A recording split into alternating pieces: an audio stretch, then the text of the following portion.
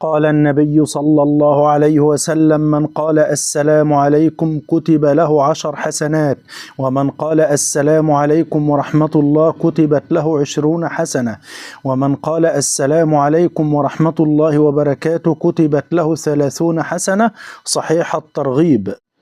قال النبي صلى الله عليه وسلم: تنزهوا من البول فإن عمة عذاب القبر منه. صحيح الجامع. قال النبي صلى الله عليه وسلم: إنما أخشى عليكم شهوات الغي في بطونكم وفروجكم ومضلات الهوى. صحيح الترغيب. قال النبي صلى الله عليه وسلم: يلقى إبراهيم أبي فيقول: يا رب إنك وعدتني أن لا تخزني يوم يبعثون، فيقول الله: إني حرمت الجنة على الكافرين. رواه البخاري. قال النبي صلى الله عليه وسلم: ليس الكذاب الذي يصلح بين الناس فينمي خير أو يقول خير. رواه البخاري.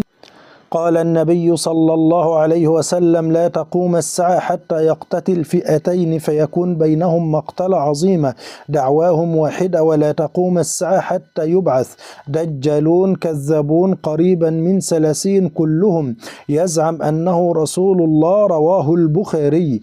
قال النبي صلى الله عليه وسلم: بينما أنا نائم رأيت الناس يعرضون علي وعليهم قميص منه ما يبلغ الثدي ومنه من دون ذلك، وعرض علي عمر بن الخطاب وعليه قميص يجره.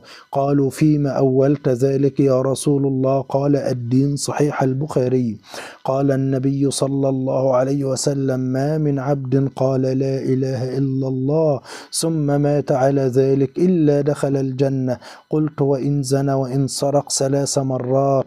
قال النبي صلى الله عليه وسلم: وإن زنى وإن سرق رغم أنف أبي ذر. رواه الإمام البخاري.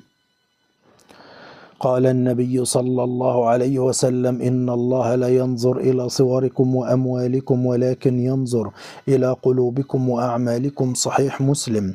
قال النبي صلى الله عليه وسلم: من هله الليل أن يكبد أو بخل بالمال أن ينفقه أو جبن عن العدو أن يقاتله فليكثر من سبحان الله وبحمده فإنها أحب إلى الله من جبل ذهب ينفقه في سبيل الله عز وجل.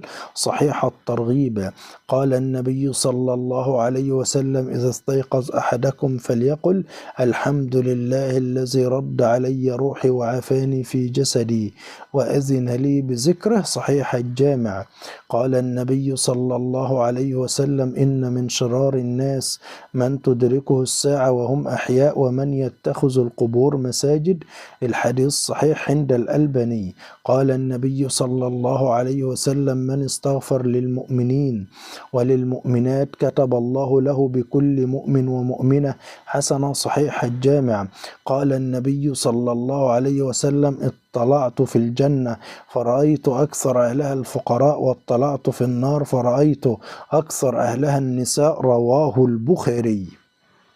قال النبي صلى الله عليه وسلم: إذا دعا الرجل امرأته إلى فراشه فأبت فبات غضبان عليها لعنتها الملائكة حتى تصبح. رواه البخاري. قال النبي صلى الله عليه وسلم: إن الجنة لا يدخلها إلا نفسا مسلمة. صحيح البخاري. قال النبي صلى الله عليه وسلم: إن أول ما يحاسب به العبد بصلاته فإن صلحت فقد أفلح وأنجح وإن فسدت فقد خاب وخسر. صحيح النسائي. قال النبي صلى الله عليه وسلم: من كان يؤمن بالله واليوم الآخر فلا يخلون بامرأة ليس معها ذو محرم منها فإن ثالثهما الشيطان. الحديث أخرجه